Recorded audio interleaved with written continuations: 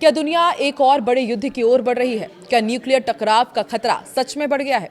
Iran ने Israel के सबसे संवेदनशील इलाके डिमोना पर बड़ा मिसाइल हमला किया है और ये हमला सिर्फ एक जवाब नहीं बल्कि एक बड़ा संकेत भी माना जा रहा है। नमस्कार, मैं हूं आकांक्षा और आप देख रहे हैं न्यूज 18 का डिजिटल प्लेटफॉर्म। ताजा रिपोर्ट्स के अनुसार ईरान ने इजराइल के दक्षिणी शहर डिमोना पर बैलिस्टिक मिसाइल से हमला किया है और इस हमले में एक बिल्डिंग गिर गई, लगभग 20 लोग घायल हुए हैं। बताया जा रहा है कि क्लस्टर मिसाइल और एक बैलिस्टिक मिसाइल इस हमले में इस्तेमाल किए गए हैं। हालांकि अभी तक ये साफ नहीं है कि बिल्डिंग सीधे मिसाइल से गिरी थी या फिर इंटरसेप्ट किए गए मिसाइल के मलबे से।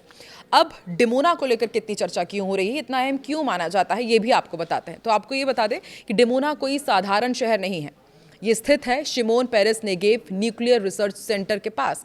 इसे इजराइल के परमाणु कार्यक्रम का केंद्र माना जाता है। हालांकि इजराइल ने कभी भी आधिकारिक तौर पर अपने परमाणु हथियारों की पुष्टि तो नहीं की है, लेकिन दुनिया भर के एक्सपर्ट्स मानते हैं कि उसका सबसे बड़ा न्यूक्लियर बेस है और यही वजह है कि इस जगह पर हमला बेहद गंभीर माना जा रहा है। अब आपको हमले की टाइमलाइन भी समझाते हैं। देखिए, ये हमला आधी रात के आसपास हुआ। इजराइल पर यह ईरान का लगातार 5वां हमला बताया जा रहा है। सायरन बजे और उसके बाद लोग बंकरों में छिप गए। इजराइल के एयर डिफेंस सिस्टम ने कई मिसाइलों को हवा में तो रोक लिया, लेकिन कुछ मलबा शहर में गिरा है, जिससे नुकसान बताया जा रहा है।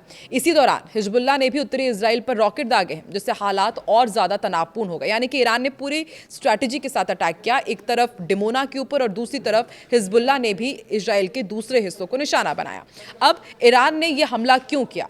तो यह हमला सीधा जवाब माना जा रहा है नतांज पर हुए हमले का।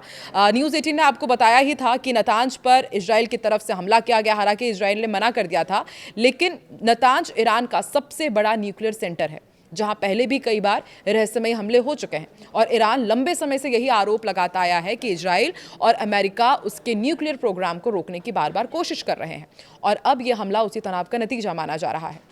ऐसे में आप भी ये जानना चाह रहे होंगे, आप भी इस डर में होंगे कि क्या अब न्यूक्लियर वॉर का खतरा बढ़ रहा है। सबसे बड़ा सवाल यही है कि क्या ये टकराव अब न्यूक्लियर जंग में बदल सकता है। और एक्सपर्ट्स मान रहे हैं कि अगर दोनों देश सीधे परमाणु ठिकानों को निशाना बनाने लगे या जवाबी हमले और तेज हो जाते हैं तो हालात बहुत खतरनाक हो सकते हैं। मिडिल ईस्ट पहले से ही एक संवेदनशील क्षेत्र है और इसमें न्यूक्लियर एंगल जुड़ने से पूरी दुनिया पर इसका असर पड़ सकता है। इजराइल की प्रतिक्रिया क्या सामने आई है वो भी आपको बताते हैं। उसने सुरक्षा बढ़ा दी है, एयर डिफेंस सिस्टम को हाई अलर्ट पर रखा है और संभावना है कि वो बहुत ही जल्द जवाबी कार्रवाई भी कर सकता है। और अगर ऐसा होता है तो संघर्ष लाजमी है और बढ़ जाएगा। दुनिया पर क्या असर है वो भी आपको समझा देते हैं। देखिए, इस तनाव का असर सिर्फ मिडिल ईस्ट तक अब नहीं रह गया है। हम देख ही रहे हैं, तेल की कीमतों में उछाल हो रहा है और ग्लोबल मार्केट में अस्थिरता बनी हुई है और अंतर्राष्ट्रीय राजनीति में भी बहुत बड़े बदलाव के संकेत हैं। ये सब संभावित असर हो सकते हैं और हालात तेजी से बदल रहे हैं। हर अपडेट बेहद अहम हो जाता है। तो क्या ये सिर्फ सीमित संघर्ष रहेगा या एक बड़े युद्ध में बदलेगा? ये आने वाले दिनों में जरूर साफ होगा। कमेंट में आप भी जरूर बताएं, आपको क्या लगता है कि क्या अब दुनिया न्यूक्लियर वॉर की तरफ आगे बढ़ रही है।